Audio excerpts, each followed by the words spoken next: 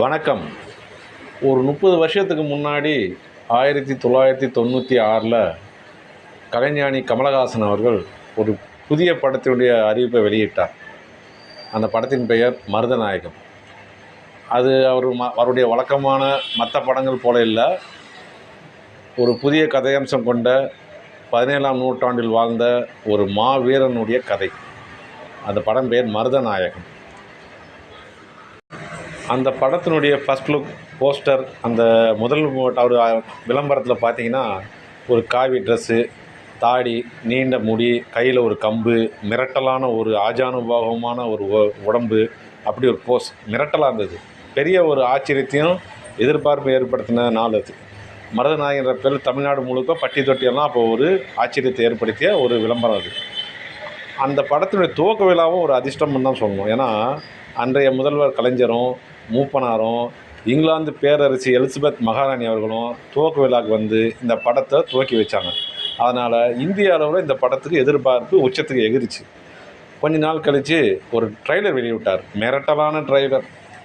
சும்மா நீண்ட ஒரு தாடியோட கோமணம் கட்டிட்டு ஓடுற எருமை மேலே சவாரி பண்ணி போர்க்கள காட்சிகள்லாம் அப்படி ஒரு மிரட்டலான ட்ரெய்லரு. மிகப்பெரிய அதிர்வலை ஏற்படுத்திய ஒரு ட்ரெய்லர்னு சொல்லலாம். இப்போ கூட அது பார்க்கும்போது இந்த படம் வந்திருந்தால் நல்லா இருக்குமேன்ற அளவுக்கு ஏற்படுத்தக்கூடிய ட்ரெய்லர். சரி, அந்த எல்லாருக்கும் எதிர்பார்ப்பு ஏற்படுத்தி அந்த படம் ஏன் வெளிவரல? ஏன் இன்றைக்கி வரைக்கும் அதை பற்றி செய்திகள் வருது, ஆனால் படம் எடுக்கிற மாதிரி தோணுது, ஆனால் எடுக்க மாட்டேங்கிறாங்க? படம் எடுக்க முடியாதா? மக்களுக்கு அதை பற்றி ஒரு ஏமாற்றம் இருக்கிறது உண்மை. ஏன் எடுக்க முடியல, எடுக்க முடியாதான்னு ஒரு கேள்வி இருக்கு இல்லையா? அதை பற்றி ஏன்னு பார்ப்போம். இந்த படம் ட்ராப் ஆனதுக்கு அன்றைக்கி சொல்லப்பட்ட முக்கியமான ஒரு காரணம் வந்து பட்ஜெட் பெரிய அளவுக்கு எகிரிடுச்சின்னு சொன்னாங்க. ஆனால் அது நம்ப முடியல. ஏன்னா இன்றைக்கெல்லாம் பட்ஜெட் ஒரு மேட்டரே கிடையாது. எவ்வளோ பட்ஜெட் போட்டாலும் பெரிய ஸ்டார்னால் படம் எடுக்கிறதுக்கு லைக்கா, ஐங்கரன் மாதிரி பெரிய பெரிய ப்ரொடியூசருங்க, பெரிய பெரிய கம்பெனிலாம் இருக்குது. அதனால் பட்ஜெட் ஒரு ரீசனாக இருக்குன்னு தெரியல. ஏன்னா 500 கோடி வசூல் வந்து இப்போ சாதாரணமாகிடுச்சு. இவருடைய படமே விக்ரம் படம் வந்து 500 கோடி வசூல் சாதாரணமாக வந்தது. படம் இன்றைக்கி முதலீடு போடவும் யாரும் பயப்படுறதில்ல, வசூலுக்கும் ஒன்றும் பிரச்சனை இல்லை. அதனால் இது பட்ஜெட்னால நின்றுச்சின்னு சொல்ல முடியாது. வேறு என்ன தான் ரீசன், என்ன காரணம்னு பார்த்தீங்கன்னா, இந்த மருதநாயகத்துடைய கதையை பற்றி நம்ம பேசணும்னா அதுக்கு உண்டான காரணம் நமக்கு தெரிஞ்சிடும். சரி, அது என்ன கதைன்னு பார்ப்போமா? சுருக்கமாகவே பார்ப்போம். 17ஆம் நூற்றாண்டில் பாண்டிச்சேரி பக்கம் ஒரு எளிய குடும்பத்தில் பிறந்த ஒரு சாதாரண மனிதன் தான் மருதநாயகம். மருதநாயகம் என்கின்ற பின்னாடி யூசுப் கானா மாறின கான்சாபிக் பட்ட பெயர் பெற்ற இந்த மாவீரன் வந்து ஆரம்பத்தில் ஒரு எளிய முறையில் தான் வாழ்க்கை துவக்கியிருக்கிறார். வாழ்க்கை பிழைப்புக்காக பல இடம் போயிருக்கிறார். கடைசியில் ஃப்ரெஞ்சு கவர்மெண்ட்டில் போர்ப்படை வீரராக போய் ஜாயின் பண்ணுறாரு. இவருக்கு இயல்புலேயே அதிகபட்ச அசாதாரணமான திறமை உண்டு. அந்த படையில் பயிற்சி பெறும்போதும் பின்னாடி சோல்ஜராக மாதிரி பணியாற்றும் போதும் சில சந்தர்ப்பங்களில் இவருடைய திறமை வெளிப்படுது. இவர் கவனிக்க வைக்கிறார். அதனால் இவர் புகழும் மெல்ல மெல்ல பரவ ஆரம்பிக்குது. இந்த விஷயத்தை கேள்விப்பட்ட வெள்ளைக்காரங்க என்ன பண்ணுறாங்க, ஈஸ்ட் இந்தியா கம்பெனிக்காரங்க மெதுவாக இவரை தன் பக்கம் அழைச்சிக்கிட்டு அவருக்கு ஒரு பொறுப்பை கொடுக்குறாங்க. அவருக்கு கிடைக்கிற சின்ன சின்ன வாய்ப்புகள் எல்லாம் தன்னுடைய ஆற்றலை வெளிப்படுத்த ஆரம்பிக்கிறாரு. அதை பார்த்து வெள்ளைக்காரங்கிட்ட ஒரு பழக்கம், திறமை இருந்தால் தட்டி கொடுத்து அதை யூஸ் பண்ணிப்பாங்க. அந்த வகையில் இவரை வந்து நெருக்கமாக கவனித்த ஒரு அதிகாரி இவரை நல்லா பயன்படுத்தணும் முடிவு பண்ணி முக்கியமான படைப்பிரிவுகளில், முக்கியமான வார்களெல்லாம் இவர் முன்னாடி நிறுத்துகிறாங்க. அந்த இடத்துல இவருடைய அசகாயத்தனத்தையும் சூரத்தனத்தையும் பார்த்து இவருக்கு சில வாய்ப்புகள் தேடி வருது. ஆந்திராவிலிருந்து தெற்கே திருவாங்கூர் வரைக்கும் இவருடைய பல படையெடுப்புகளில் இவர் முன்வரிசையில் நிற்க வைக்கிறாங்க. இவருடைய ஆற்றலும் இவருடைய வீரமும் இவருடைய பல வெற்றி வாய்ப்புகளை வாங்கி தருது. அதனால் இவரை செல்லப்பிள்ளையாகவே ஈஸ்ட் இந்தியா கம்பெனிக்கு மாறி போகிறாரு. அன்னைக்கு பிரிட்டிஷார் எதிர்த்த மகா வீரர்கள்லாம் இந்த மருதநாயகத்தை சமாளிக்க வேண்டியிருந்தது. இவரை வச்சு தான் அந்த மாவீரர்கள்லாம் அன்றைக்கி பிரிட்டிஷ் கம்பெனி அடக்கியிருக்கு. இப்போ நெற்கட்டான் சேவல், பூலித்தேவன், ஒண்டி வீரன் மாதிரி பெரிய பெரிய ஆட்கள்லாம் தெற்கு சீமையிலேருந்து பல போர் முனைகளில் வெற்றி மேலே வெற்றி வாகை சூடிய பிரிட்டிஷ் கம்பெனிக்கு திருப்பு முனை ஏற்படுத்தினதில் முக்கியமான ஆளவர் தான் நம்ம மருதநாயகம். அதனால் இவர் வெள்ளைக்காரங்க ஒரு செல்லப்பிள்ளையாக மாதிரி அவங்களுக்கு ஆதரவாக செயல்படுறாரு. ஒரு காலத்துக்கு பிறகு இவருடைய சேவையை பாராட்டி மதுரையில் இவர் ஒரு ஆளுநராக ஒரு பதவி கொடுத்து அவர் அங்கே உட்கார வைக்கிறாங்க. அதுக்கு உள்நோக்கம் உண்டு. மதுரை இருக்கிற தென்பாண்டி சீமையில் இருந்த மகா வீரர்கள்லாம் அடக்கணுன்னா, கட்டுப்படுத்தணுன்னா இவர் மாதிரி ஒரு ஆளை போட்டால் தான் முடியும்னு ஒரு கணக்கு. இவர் அங்கே உட்கார வைக்கிறாங்க. இவர் திறம்பட தன் பணியை செய்கிறாரு. அப்படி செய்யும்போது ஆரம்பத்தில் இணக்கமாக இருந்த சென்னையில் இருந்த பிரிட்டிஷ் தலைமைக்கு நாலாவட்டத்தில் போக போக இவருக்கும் அவங்களும் கருத்து வேறுபாடு வருது. அவங்க சொல்கிற சில பல உத்தரவுகளை இவர் வந்து மதிக்காமல் கீழ்ப்படியாமல் இருக்கிறாரு. அதனால் சில பிரச்சனைகள் உரசல்கள் வருது. போக போக பிரச்சனை ஈகோ பிரச்சனையாகி உரசல்கள் அதிகமாகி பெரிய அளவுக்கு போயிடுது. ஒரு கட்டத்துக்கு மேலே பொறுக்க முடியாமல் என்ன பண்ணுறாங்கன்னா, மருதநாயகி என்ன செய்கிறாருன்னா, தன்னை தானே அரசராக அறிவிச்சுக்கிட்டு மதுரையில் தன் ஆட்சி அமைக்கிறார். இது பிரிட்டிஷ்காரங்களுக்கு கடும் கோபத்தை உருவாக்கிடுது. பல்வேறு தூது அனுப்பி பார்க்குறாங்க, ப்ரெஷர் அதிகமாக கொடுக்குறாங்க, எல்லா முறையிலும் ட்ரை பண்ணி பார்க்குறாங்க. ஏன்னா மருதநாயகத்தை வந்து போர் முனையை எதிர்க்கக்கூடாது, பேசியே தீர்க்கணுன்றது அவங்க கணக்கு. மருதநாயகம் எந்த நிலையுமே இறங்கி வராமல் தன்னை உறுதியாக நிலைநிறுத்திக்கிட்டார்.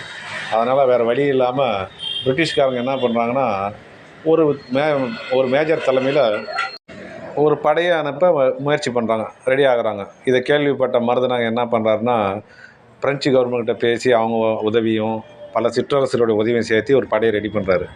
2 படையும் வந்து மதுரையில் சந்திக்குது. ஒரு உக்கிரமான போர் தான் சொல்லணும். தன்னுடைய அறிவு, ஆற்றல், திறமை இதெல்லாம் பயன்படுத்தி அந்த போரில் வந்து மருதநாயகம் வந்து வெற்றி பெறார். அது ரொம்ப ஆச்சரியமாக போயிடுது. அந்த நேரத்தில் பிரிட்டிஷ்காரங்க என்ன பண்ணுறாங்கன்னா, இது இப்படியே விடக்கூடாது. அவங்களுடைய வழக்கமான பாணி எப்படின்னா, ஒரு இடத்துல தோத்தாங்கன்னா பல்வேறு இடத்துல இருக்கிற எல்லா படையும் திரட்டி ஒரே முனைக்கு கொண்டு வருவாங்க. அந்த பாணி இந்த முறையும் பயன்படுத்தினாங்க. அப்படி வந்து ஒரு மாபெரும் படையெடுப்பை வந்து மருதநாயகத்துக்கு எதிராக அனுப்புகிறாங்க. இந்த முறையும் பலமான போர். ஒரு கட்டத்துக்கு மேலே மருதநாயகம் பின்னடைவை சந்திக்கிறார். சந்தித்து இதுக்கு மேலே முடியலன்னும் போது தந்திரமாக பின்வாங்கி கோட்டைக்குள்ளே போய் பதுங்குறார். ஏன்னா பின்னாடி பாயலான்ற ஒரு ஐடியா தான். தன் பலத்தை கூட்டிக்கிட்டு அதுக்கப்புறம் சமாளிக்கலாம் அப்படின்ற ஒரு ஐடியா தான். உள்ளே போய் பதுங்கினோடனே கோட்டையை முற்றுகையிடப்படுது. வெள்ளைக்காரங்க என்ன பண்ணுறாங்க, கோட்டையை சுற்றி முற்றுகையிடுறாங்க. முற்றுகையிட்டுட்டாங்கன்னா முடிஞ்சு போச்சு. உள்ளே தண்ணி, சாப்பாடு எந்த இதுவும் போகாது, மருந்து எந்த அவசர தேவைக்கும் உள்ளேயும் போகாது, வெளியும் வர முடியாது. இதனால் உள்ளே இருக்கிறவங்க கடுமையான நெருக்கடிக்கு ஆளாகிறாங்க. ஒரு கட்டத்துக்கு மேலே பொறுக்க முடியாத அளவுக்கு போயிடுது. தண்ணியே இல்லாமல் எவ்வளோ நாள் இருக்க முடியும்? சாப்பாடு இல்லைனா கூட முன்ன பின்ன தண்ணி இல்லாமல் எப்படி தான் இருக்க முடியும்? முற்றுகை கடுமையாக்கப்பட்டு எதுவும் உள்ளவும் போல வெளியும் வரல. ஒரு கட்டத்துக்கு மேலே உள்ள இருக்கிறவங்களாம் பொறுக்க முடியாமல் கூட அந்த ஃப்ரெஞ்சு தளபதி என்ன பண்ணியிருக்காரு, முடியல மருதநாயகம், நம்ம சரணடைஞ்சிடலாம், வேறு வழி இல்லை அப்படின்னும் போது இவரால் ரொம்ப ஆத்திரம் உருவாகி ஓங்கி அடித்து அந்த இடத்துலையே ஸ்பாட் அவுட். அவர் அவ்வளோ பெரிய பலசாலி இவர். ஆனால் இவர் எவ்வளோ வற்புறுத்தியும் எவ்வளோ ட்ரபிள் கொடுத்தும் இவரை வெளியே சரணடையவோ வேறு முடிவுக்கோ வராமல் உள்ளவே பிடிவாதமாக இருக்கிறார். இதனால் வெள்ளைக்காரங்க என்ன பண்ணுறாங்க, இவருக்கு வேறு வழியில் தான் முயற்சி பண்ணணும், இவர் இறங்கி வர மாதிரி தெரியலன்னு முடிவு பண்ணிவிட்டு ஒரு வழக்கமான தந்திரம் எப்படின்னா, கூட இருக்கிறவங்கள துரோகி ஆக்கிறது, ஆசை காட்டுறது, வேறு விதமான முயற்சிகள், தான தண்ட பேத அத்தனை வெளியிலும் யூஸ் பண்ணி கூட இருக்கிறவங்ககிட்ட பேச்சுவார்த்தை நடத்துகிறாங்க. உங்களை மன்னிக்கிறேன், உங்களுக்கு பதவி தரேன், பணம் தரேன், மருதநாயகத்தை கைது பண்ண உதவி செய்யுங்க, இல்லைனா அவர் சரணடைய சொல்லுங்கள், இல்லை கைது செய்ய உதவி பண்ணுங்கள், இல்லைனா நீங்களே சேர்ந்து இறந்துருவீங்க, பிரச்சனை வரும் அப்படின்னு சொன்னோடனே அவங்கெல்லாம் மனசு மாதிரி என்ன பண்ணுறாங்க, உள்ள சாப்பாடெல்லாம் ஒன்றும் இல்லை, அவங்க என்ன பண்ண ரொம்ப கஷ்டத்தில் இருக்கிறாங்க. அதனால் ஈஸியாக வெள்ளைக்காரங்கிட்ட சரணடைஞ்சிடுறாங்க. அவங்க தூது விட்டு என்ன பண்ணுறாங்கன்னா, மருதநாயகத்தை எப்படி கைது பண்ண முடியும், எப்போ அவர் ஏமாந்துருப்பார், எந்த நேரம் திட்டம் கேட்குறாங்க. அனைவரும் கூடி ஒரு சதி திட்டம் தயார் பண்ணுறாங்க. ஏன்னா எப்போ வந்து மருதநாயகத்தை நாம் வீழ்த்த முடியும். மருதநாயகம் கையில் ஆயுதம் இருக்கும்போது அவர்கிட்ட யாரும் நெருங்க முடியாது. ஏன்னா அவர் வாசி யோகம் வந்து வர்ம கலையிலேருந்து ஆயுத கலையிலேருந்து அனைத்துமே ஒரு புலிக்கு சமமான மனுஷன். அவர்கிட்டலாம் போயிட முடியாது. அதனால் அவருக்குன்னு ஒரு நேரம் தயார் பண்ணுறாங்க, தேர்ந்தெடுக்கிறாங்க. எப்போன்னா அவர் தொழுகை செய்கிற நேரம். அப்போ நிராயுத பாணியாக இருப்பார். அப்போ அவர் இது பண்ணிடலான்னு அது எதிர்பார்த்த மாதிரியே காலையிலே வரார். எழுந்த உடனே விடிகாலில் வந்து இவர் தொழுகைக்கு வராரு. வந்து எந்த ஆயுதம் இல்லாமல் மனமுருக இறைவனை வேண்டி ஆண்டவனை வணங்கி ஒரு தொழுகை நடத்தி தன்னை மறந்து இருக்கும்போது நமாஸ் பண்ணி குனிஞ்சி பண்ணும்போது பின்னாடி இருந்து போய் அப்படியே அமுக்கி பிடிச்சி இது பண்ணிடுறாங்க. எந்த ஆயுதமும் இல்லை அவர்கிட்ட. அவர் ஒரு அந்த எதிர்பார்ப்பு அவர் எதிர்பார்க்கவும் இல்லை இப்படி ஒரு சதி திட்டம் நடக்கும். அதனால் ஈஸியாக அவர் மடக்கிடுறாங்க. மடக்கிட்டு வெளியே கொண்டு வராங்க. கொண்டு வரும்போது வழக்கம் போல் ஒரு நீதி விசாரணை பேருக்கு நாடகத்துக்கு நடத்துவாங்க இல்லையா, நடத்தி அவருக்கு தூக்கு தண்டனை கொடுத்துட்றாங்க. ஏன்னா இவங்களெல்லாம் விட்டு வைக்கக்கூடாது இல்லையா. வழக்கம் போல் தூக்கு தண்டனை கொடுக்கும்போது இவரை கொண்டு போய் ஹேங் பண்ணுறாங்க. தூக்கு தண்டனை விதிச்சுட்டு மேலே போய் தூக்கில் போடுறாங்க. அந்த நேரத்தில் ஒரு அதிசயம் நடக்குது. இவர் வாசி யோகத்தில் பெரிய ஆரம்பிச்சு எக்ஸ்பர்ட்னு சொன்னேன் இல்லையா, தன்னுடைய மூச்சு பயிற்சி மூலிமா சில விஷயங்களை செஞ்சு தன் உயிரை வந்து போக விடாமல் கெட்டியாக பிடிச்சிட்டார். தூக்கில் போடுறாங்க, இறக்கி பார்க்குறாங்க, உயிரோடவே இருக்கிறாங்க. திருப்பி தூக்கில் போடுறாங்க, ரொம்ப நேரம் போடுறாங்க, இவர் உயிரை விடவே இல்லை, மூச்சும் விடலை. தன்னோட ரகசிய கலை மூலிமா தன் உயிரை காப்பாற்றி வச்சுக்கிறார். 2வது முறையும் இறக்கி பார்க்குறாங்க, இறக்கவே இல்லை. இது என்ன விந்தை உண்மையிலே பதிவு பண்ணிக்கிறாங்க. அவர் அவ்வளோ பெரிய ஒரு மிகப்பெரிய பல விஷயங்கள் தெரிஞ்சு வச்சிருந்த ஆற்றல் மிக்க மனுஷன்.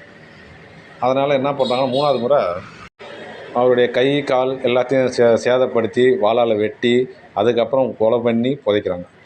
அப்படி தான் ஒரு மாவீரனை அவங்க வீழ்த்தினாங்க. சரி, இந்த கதையை ஏன் எடுக்க முடியலன்னு கேட்குறீங்களா? மருதநாயகன்ற ஒரு மாவீரன் தான். ஆனால் அவர் வெள்ளைக்காரன் கையில் ஒரு ஆயுதமாக இருந்துக்கிறார்.